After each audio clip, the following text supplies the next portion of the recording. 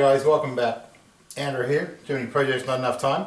Thanks for coming along. So on this video this weekend, we are going to tackle the dash. Quick recap from last week. Got it all smoothed out, welded up. She's ready to go. And the frame underneath the hood, which we've already pre-galvanized, we can just simply send that back in with the next bunch of galvanizing, because when they dunk it in the 800-degree tank of zinc, it'll just melt the coating right off it and reapply the new coating, kind of all in one. So no big deal. I don't need to sandblast or anything. See, the zinc will melt right off and melt right on and blend in, and it's all good. So the dash, I wanted to put a Range Rover plastic dash into a series truck for a long time. I think it looks pretty slick. It doesn't look serious, but I think it looks pretty slick. And I know at least one of my watchers, g'day John, isn't a big fan of the Range Rover dash in here. And after perusing the alternatives and trying to figure out a way to put all the gauges in here, I just can't seem to find the 1.5-inch gauges to fit in the vent hole here. So I kind of ran around a couple of ideas, and what I came up with was using the series dash, which we're going to mount right in the middle here, taking out 2 vents and the clock hole in the middle, basically mounting that right there with the series gauges. And to do that, be able to mount them, I've prepared earlier a box. So what we're going to have to do is cut this section out of the plastic dash to be able to mount this box. As you can see, we'll mount the gauges in the front of it very nicely. So we'll mount this box flush with the front of the dash up here. So cut it out of there, mount that back in here, and we'll be able to mount the series gauges in there. And then we'll have Range Rover dash over here, Range Rover dash, little one over there. We're not sure what we're putting in that one yet. And then we're going to reuse this one right here, more than likely on the other side of the steering column, as another vent outlet. Now we are going to have vents. We'll have, I guess we won't have a vent right here, so we'll have a vent on the other side, and maybe we'll put a little round vent in here in this little square one. A couple of vents for the passenger, and then the gauge cluster in the middle. Underneath, right underneath the dash here, where it's nice and flush mounted, we are going to add an extra box, which is going to run 3 foot wide underneath the dash here.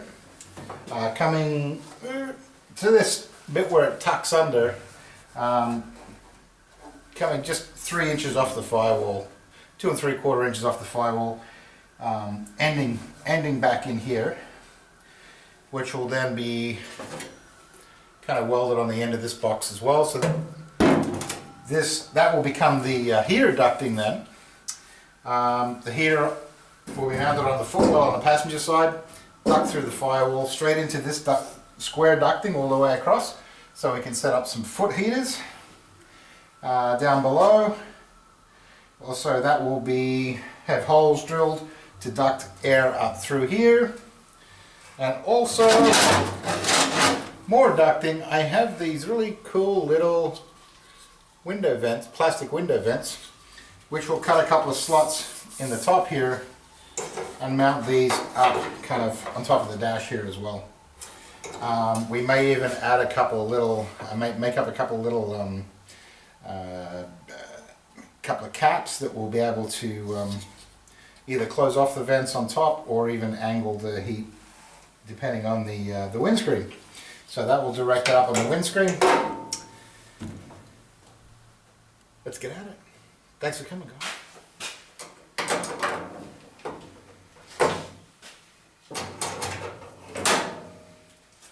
Now I use these little Clecos, which are originally from the aviation industry. And I tell you what, These are awesome. They hold your job in place temporarily while you need to remove stuff. Okay, what we first got to do is remove the screws I have here that's temporarily holding this in place. And because I know the given end this end and the given position at this end, we're going to start by cutting this off, mounting the box, trimming this to fit to the box, and then trim this end to fit to the other side of the box. So we'll start off by taking this off and then cutting very carefully through here, nice and square.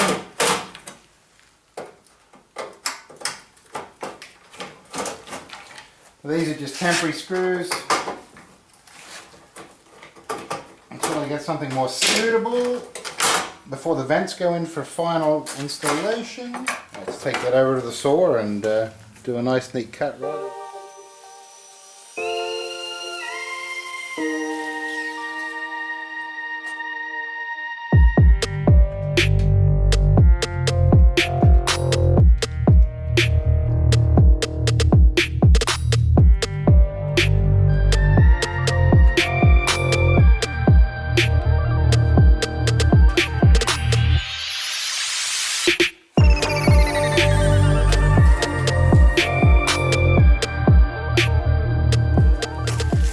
Okay, after a little bit of fettling and sanding this edge down and rounding it off, I think we're pretty close there. So basically I cut it with the circular saw and then trimmed this, actually sanded this in a little with the sander and then trimmed this by hand and then rounding this top edge just a little bit with some real fine wet and dry.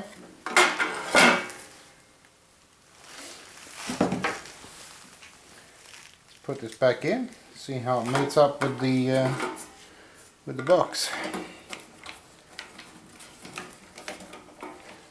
So that will be there.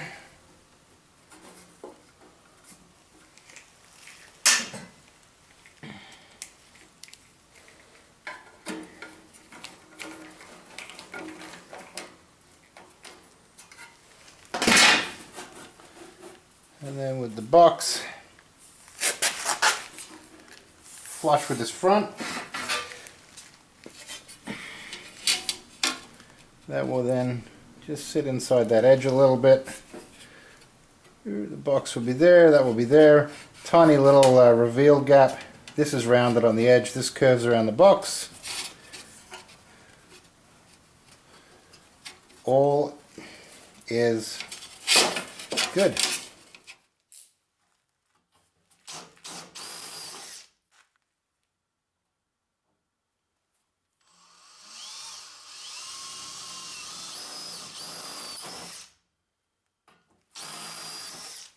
Okay, so we managed to get 3 holes drilled through here, 3/16 holes, and up from the bottom we have clecos mounted, holding it in place.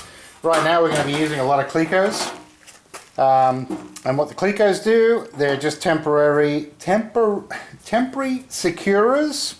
Eventually I will going to weld some nuts on the inside here, and then from the top side we'll put a small machine bolt or machine screw down from the top, holding this box onto this top ridge, because this top shelf will be welded onto the top of that bulkhead before it goes to galvanizing. Right now we're just in and out with clecos with this as well, so that way we can do all this stuff and not have that secured.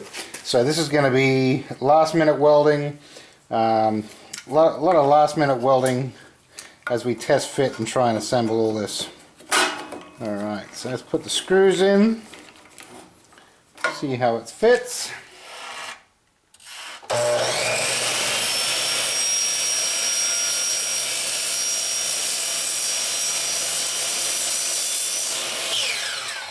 Alright, so after quite a bit of fettling and trimming and tinkering around here, we got it in. Unfortunately we did experience a slight blowout in the top corner here, but hopefully I can repair that somehow so we don't have to cut up another dash. But there we go. We got the box to mount the big gauges in the middle and the ignition and all those. some couple of vents for the passenger here. I'm not sure what we're going to use this little square for, but we'll find a job for it somehow. Maybe a gauge depending on the layout of the gauges here.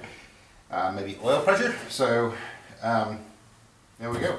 So next step I'm going to do here is a piece I've bent up earlier. What I really want to do as far as the heating, ducting and everything is concerned with this dash, I want to have it all hidden. So there is no tubes going anywhere or ducting or anything like that. It all looks neat and clean and flush. Now to get the air up into this top section of the dash, which is going to distribute it through the 3 vents. There will be another one on the far side eventually, just like this, another section of dash on the right hand side of the steering wheel. And also got to come up with some a little bit of venting for down on our feet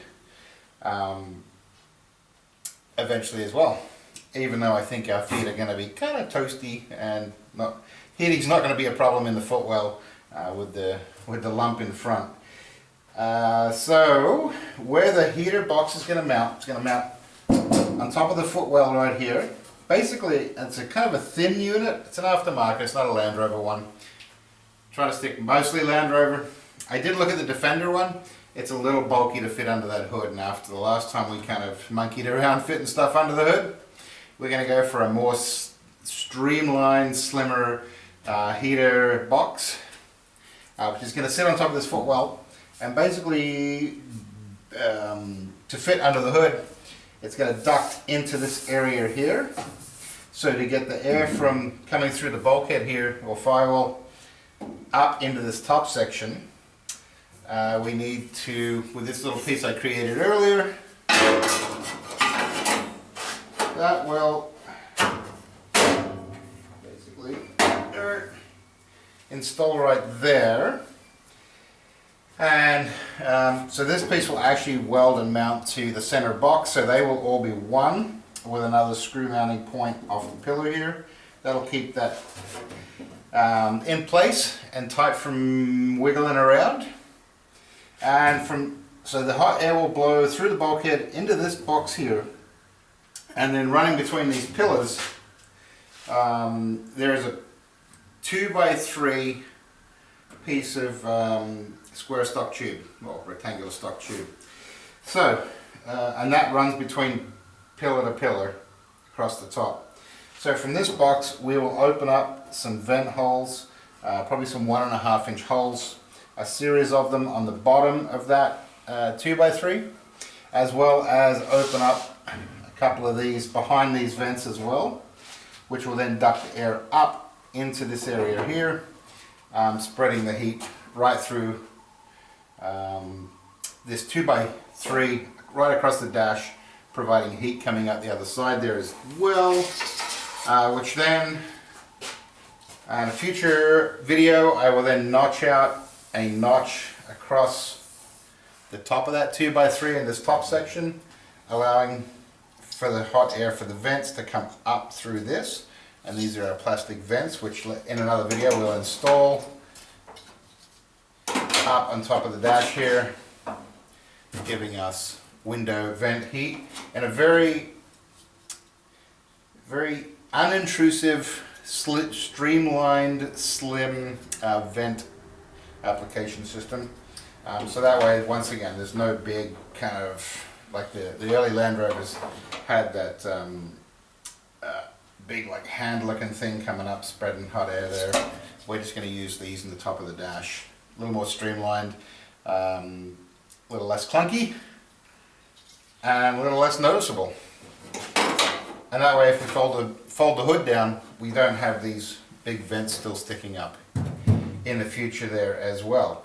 So what we're going to do now is we're going to take the dash out, we're going to weld this up, we're going to put some plugs on the ends so the air doesn't escape, and weld that to this box and do some more finish up stuff, and then we'll reassemble it all. At that point I will also cut out the front here so we can temporarily mount a gauge or so in here just to get a general idea. So stick around to the end where we see the basically what it's going to look like. And in these, because this is out of a Range Rover Classic, I just need to pick up some vents to put into these vent holes here to provide venting out of these holes here. Let's get it. Let's get to it. I'm a simple man, don't wanna complicate ya, complicate ya, complicate.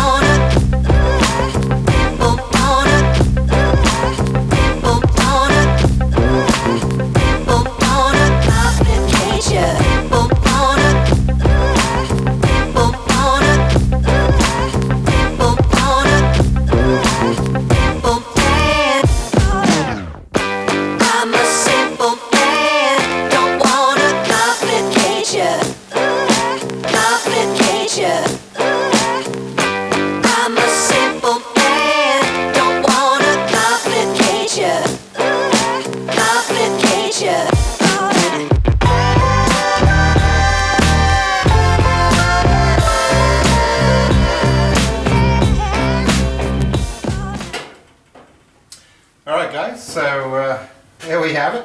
We're still short a couple of things. Got to find some vents, got to find some gauges. I've still got to weld on some mounting brackets on the bulkhead when I get my extension cord, so I can get the welder up to this end, and the plasma, so we can cut that, weld some tabs in here that these will bolt into to secure a little more securely. But that's pretty much how this is going to go. So for the gauges here, because I'm going to be running 2 fuel tanks, I'm really wanting 2 fuel gauges and a little more engine management, slightly more engine management than the standard one. So I'm actually thinking about putting 2 sets of gauge, like the temperature sensor gauge clusters, fuel tank sensor clusters here, and then for a speedo, just using my phone with a speedo app, which I will mount up in front of the driver here. So if anyone has any gauges, looking for a couple of sets, and then we'll fill all these other holes in with appropriate lights and switches and stuff as well. But like and comment below, let me know what you think. I think even the purists, while being pure, may be like, well, you know what, that's actually not a bad job, I think. While not pure, I understand it. But I think it looks great. I love it. I've been wanting for years to do a series with a Range Rover dash-in. I think it's very clean, very neat. Anyway, thanks for coming along. Have a good time. We'll see you next time. And we'll see what else we can knock off the list. I think next time we'll get the centerpiece in.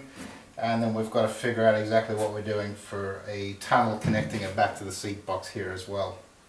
Because the Land Rover stuff is not going to fit over this big lump. That's what else we have to do, is actually rejig this gear shift. So it is a little more here instead of way over here for a left-hand drive vehicle. See you guys, thanks for coming along.